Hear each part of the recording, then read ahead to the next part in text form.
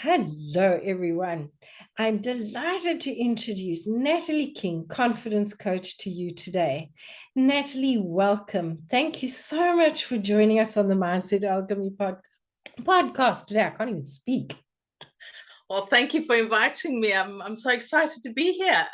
Oh, that's so awesome. I love your yellow wall behind you. It's gorgeous, so bright and sparkling. So nice. You need bright and sparkly here in the UK. We need it. So, yes, I do imagine the UK would require it. I know at home in a darker room, my former home, I had painted it yellow just to give that light. Natalie, please tell us a bit about what brought you to become a confidence coach. I think it's wonderful.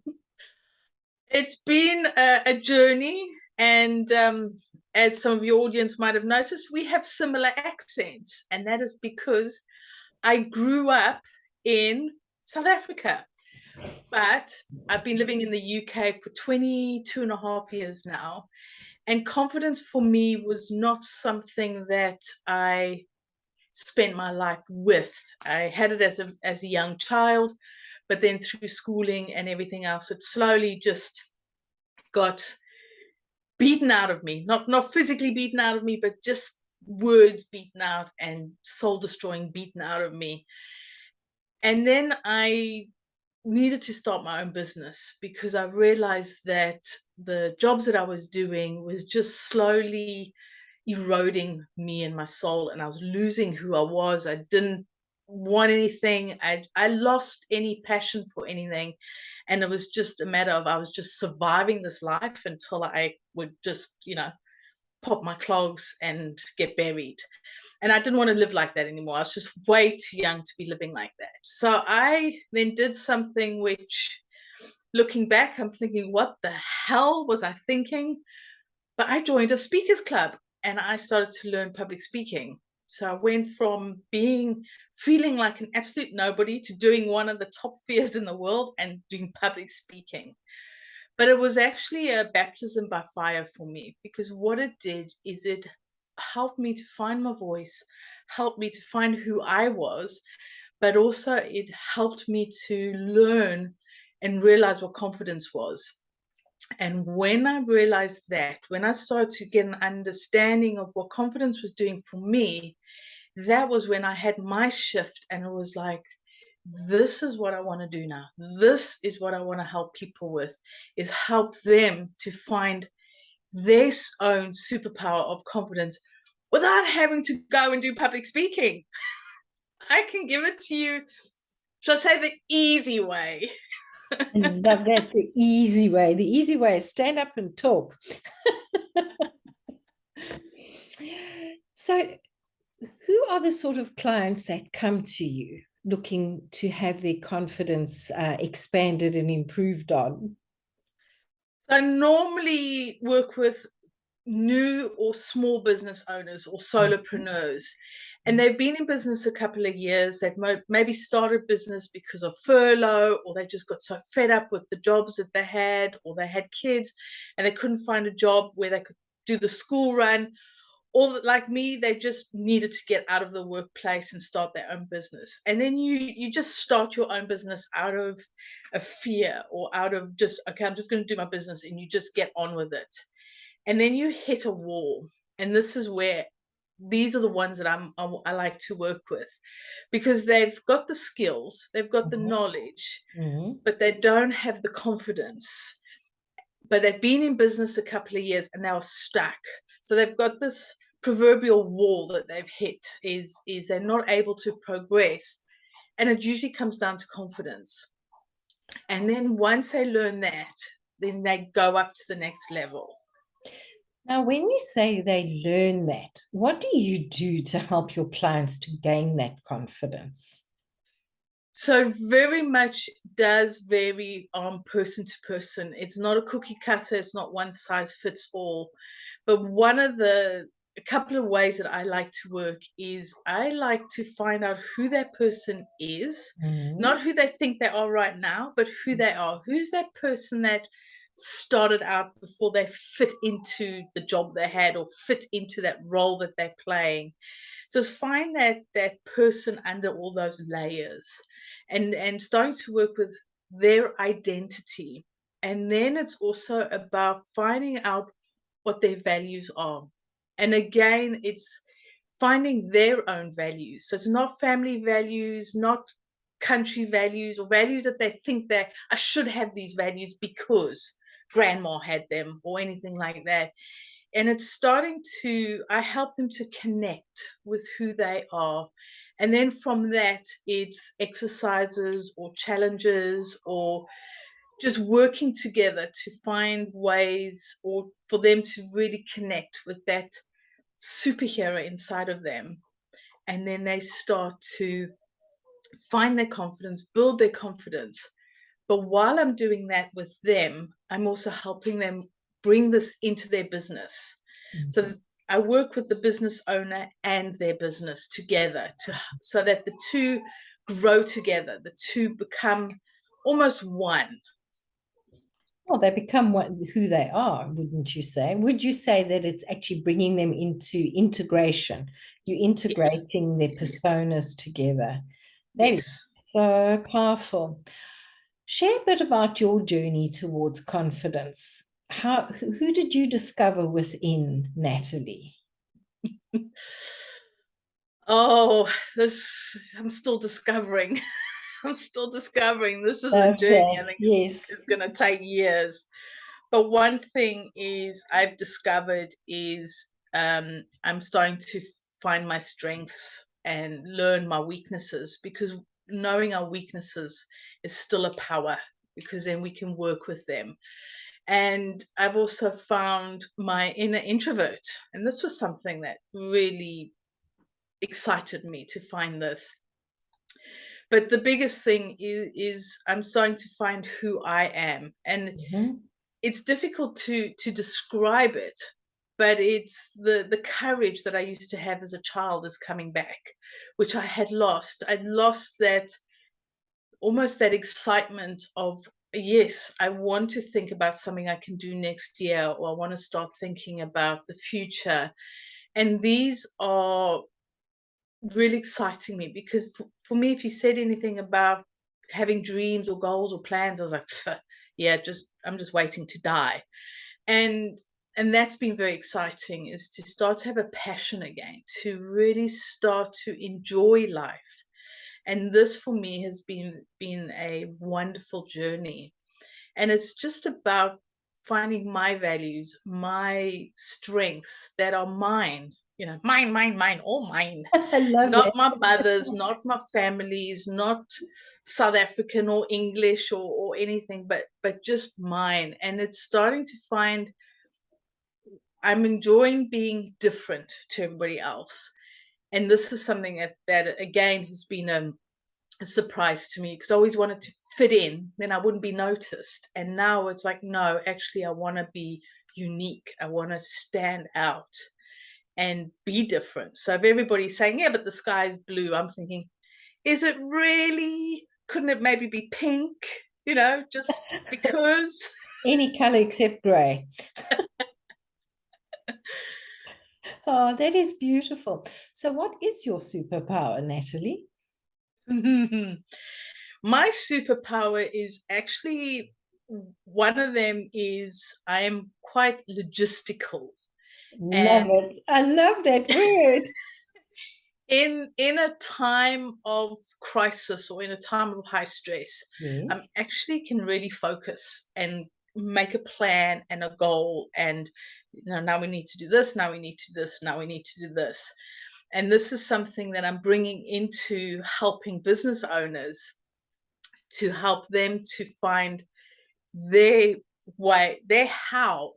And it's been an interesting finding that strength, that almost that focus, that logistical focus that I can have. And I do it without the stress bit with other business owners, because I can sort of see, oh yes, that step, that step.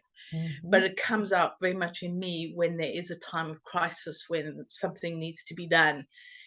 just, it's almost like I just get that clear focus, and I bring that into helping my clients with their how in their business. Mm.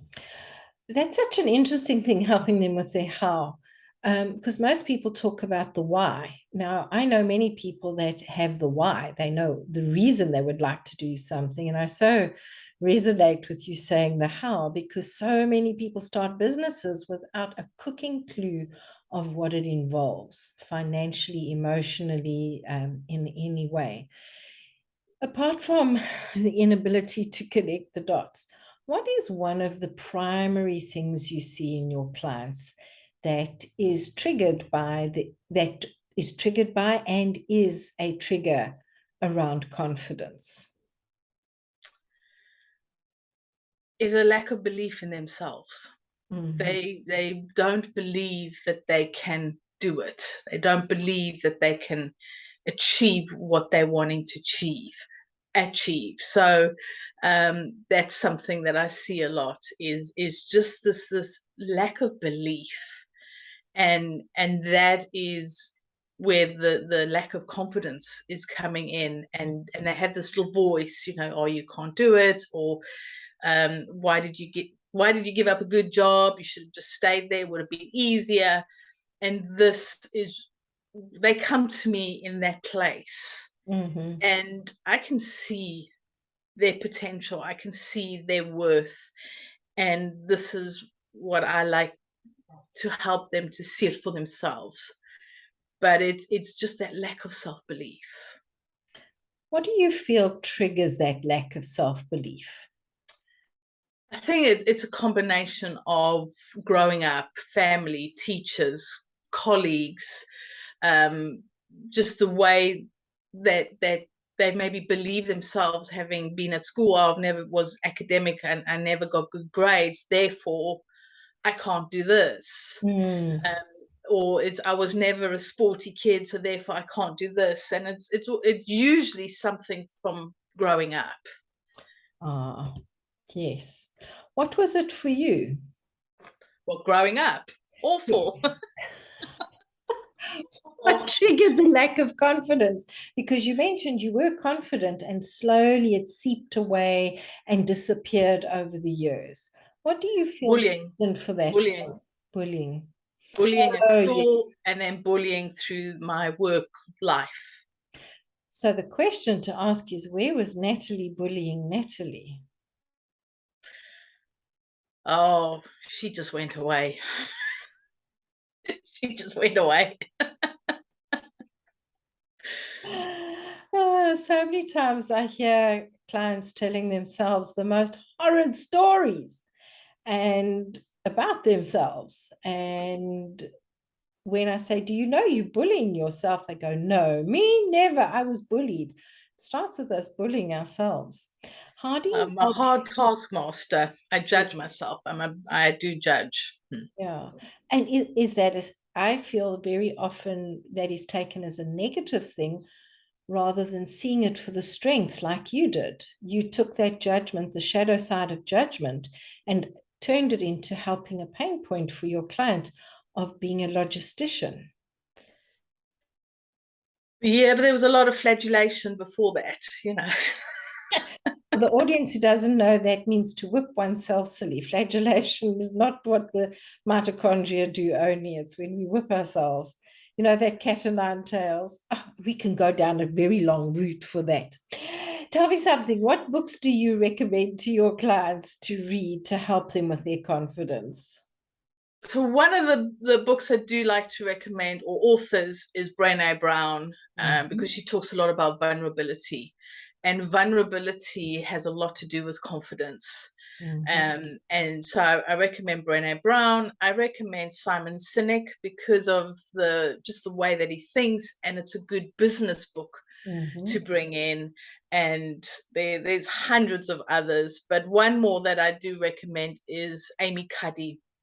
And again, because of the confidence bit, is she talks very much about presence, being presence in the moment, not your little box with a bow on top, but being present in now. And she talks a lot about body language and the way we stand and all that.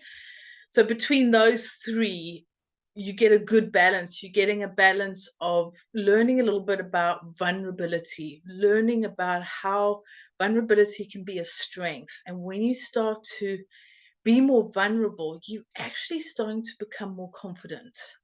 It sounds really weird, but it works.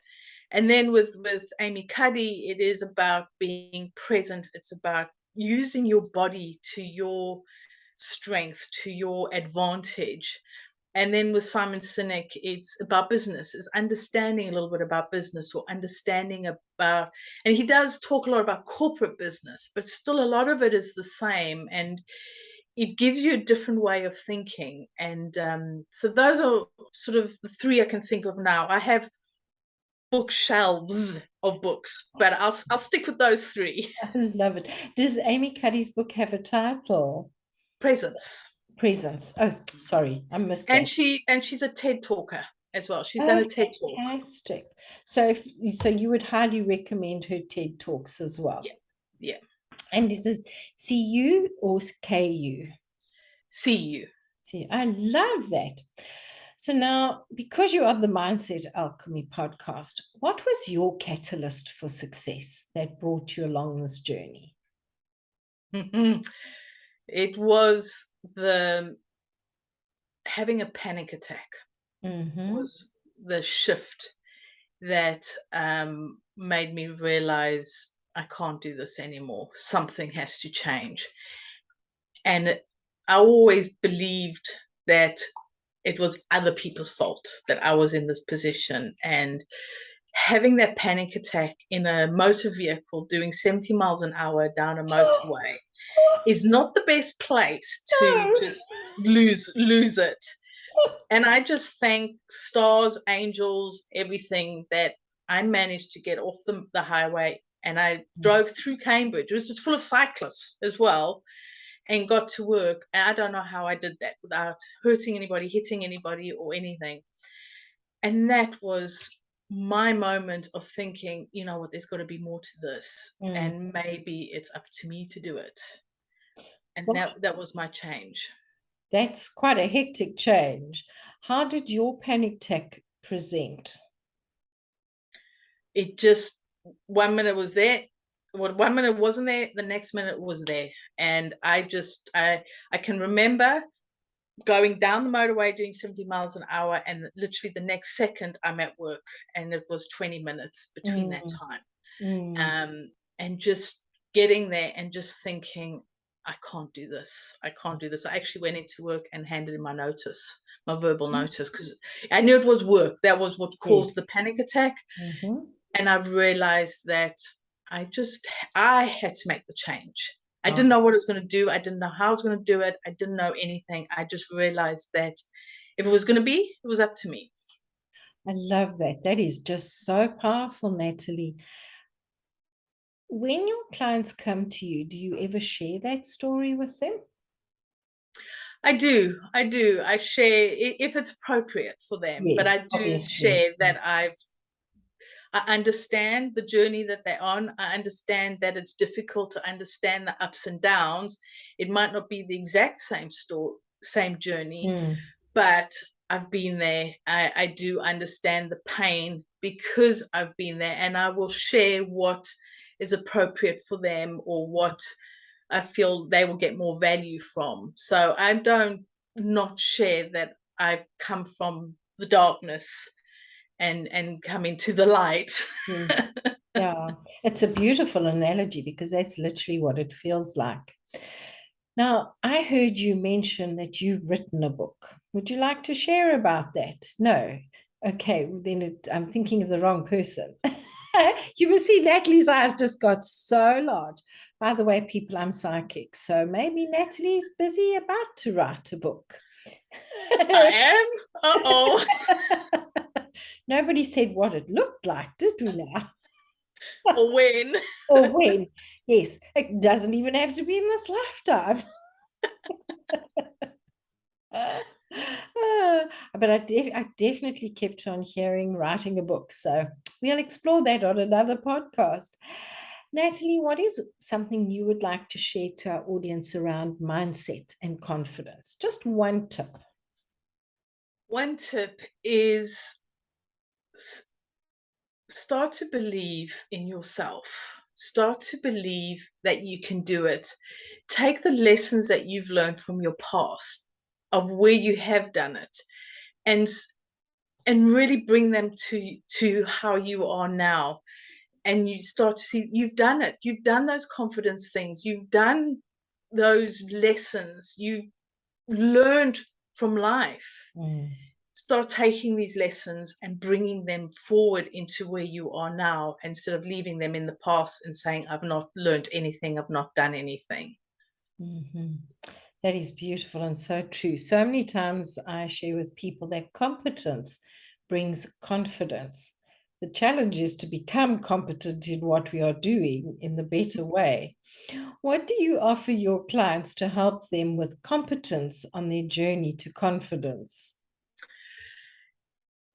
I offer them support and the space to launch and adjust. And this is something that my coach has shown me and taught me. It's about launching and adjusting. So just launch whatever you want to be doing and adjust it. It's not about creating perfect. It's about trial and error. It's about what works, what doesn't work.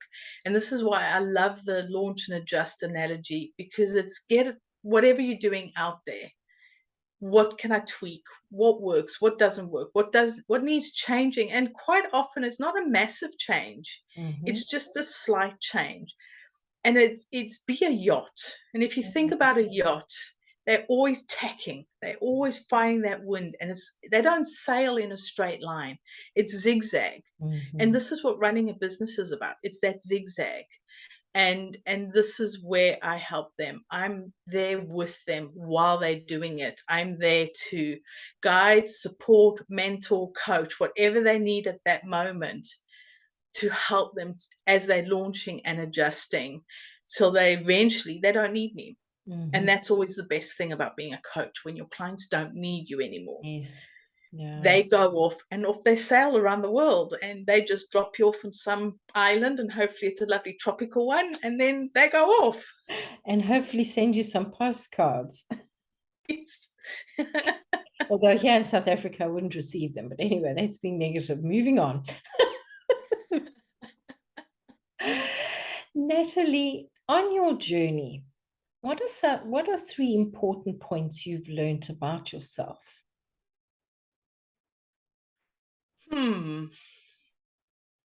One of them is I can do it. That's been a real eye-opener for me.